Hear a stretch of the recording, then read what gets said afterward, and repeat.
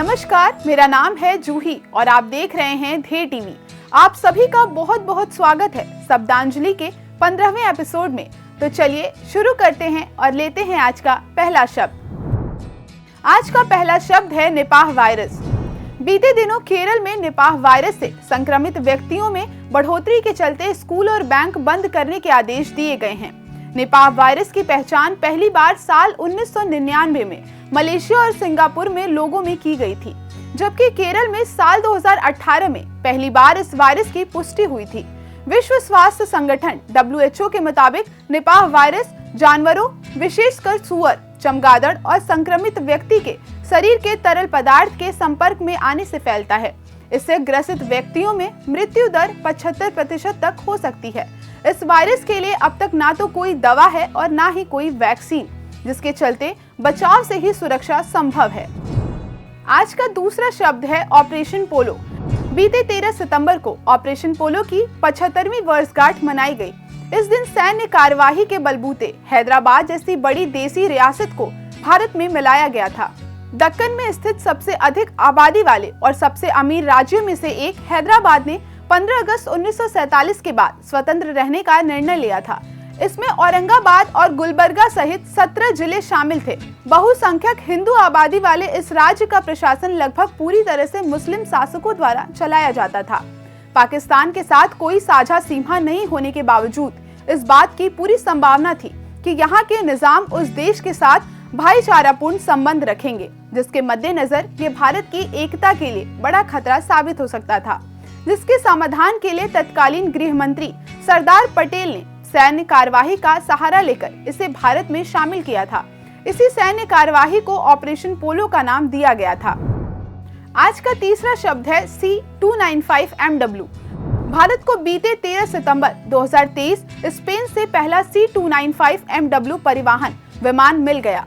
भारत ने सितंबर 2021 में European company Airbus defence and space के साथ C-295 ट्रांसपोर्ट एयरक्राफ्ट के लिए करीब 21,000 करोड़ रुपए की डील की थी, जिसके तहत भारतीय वायुसेना ने 56 C-295 विमानों का ऑर्डर दिया था, जिसके तहत 16 विमान स्पेस में और 40 विमान को भारत में बनना था। C-295MW विमान एक उच्च तकनीक वाला परिवहन विमान है, जो IAF के पुराने एवरो विमान की जगह लेगा। ये विमान 5 से 10 टन क्षमता वाला है। सभी C-295 विमान स्वदेशी इलेक्ट्रॉनिक रडार, वार्निंग और जैमर से सुसज्जित होंगे। आज का चौथा शब्द है सौरा पेंटिंग।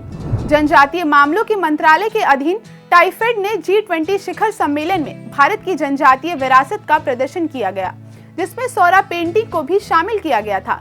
सौरा पेंटिंग भारत के उड़ीसा की सौरा जनजातीय द्वारा प्रचलित एक स्वदेशी कला रूप है। इसमें जीवंत और ज्योमेट्रिक पैटर्न का उपयोग होता है, जो अक्सर दैनिक जीवन और प्रकृति के दृश्यों को दर्शाते हैं। इसे परंपरागत रूप से प्राकृतिक रंगों का उपयोग करके दीवारों और फर्शों पर बनाया जाता है।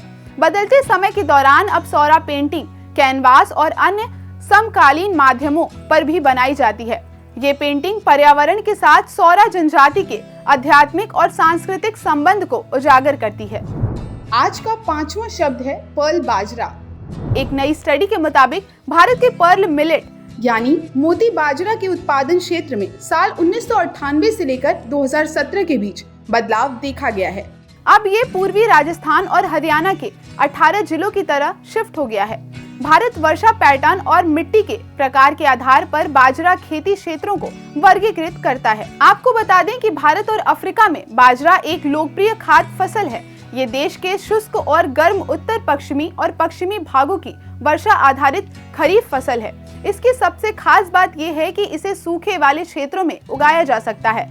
पर्ल मिलेट एक प्रमुख बाजरा है, जो भारत में सभी बाजराओं में पहले स्थान पर है और उसके बाद ज्वार और रागी का स्थान है। इसे पोषक तत्व कहा जाता है क्योंकि ये ऊर्जा, कार्बोहाइड्रेट, प्रोटीन, वसा, राख, आहार, फाइबर, लौह और जस्ता का अच्छा स्रोत है। आज का छठवां शब्द है मुडबिद्री। अभी हाल ही में दक्षिण कन्नड़ में मुडबिद्री के पास मुडुकोनाजे में मेगालिथिक डोलमेन साइट से पुरातात्विक खुदाई में हड्डी और लोहे के टुकड़ों के साथ कई यूनिट टेराकोटा मूर्तियां पाई गई हैं। ये मूर्तियां 800 से 700 ईसा पूर्व की प्रतीत होती हैं। इन 8 मूर्तियों में से 2 गाय, एक मात्र देवी, 2 मोर, एक घोड़ा, एक देवी माँ का हाथ और एक अज्ञात वस्तु है। मूडबिद्री दक्षिण कन्नड़ जिले का एक शहर और तालुका है। ये कर्नाटक में जिला मुख्यालय मैंगलोर में 34 किलोमीटर उत्तर पूर्व में स्थित है। प्राचीन काल में बड़े पैमाने पर यहाँ बांस उगाए जाने के कारण इस जगह का नाम मूडबिद्री पड़ा। तो ये थे पिछले हफ्ते के कुछ महत्वपूर्ण शब्द। अगले हफ्ते हम फिर हाजिर होंगे कुछ नए शब्दों के साथ और जानेंगे उनके रोचक अर्थ। अगर आपके मन में करंट अफेयर से जुड़ा कोई शब्द हो जिसका अर्थ आपको जानना हो तो कमेंट बॉक्स में हमें जरूर बताइए। बहरहाल अभी के लिए हमें दीजिए इजाजत। नमस्कार।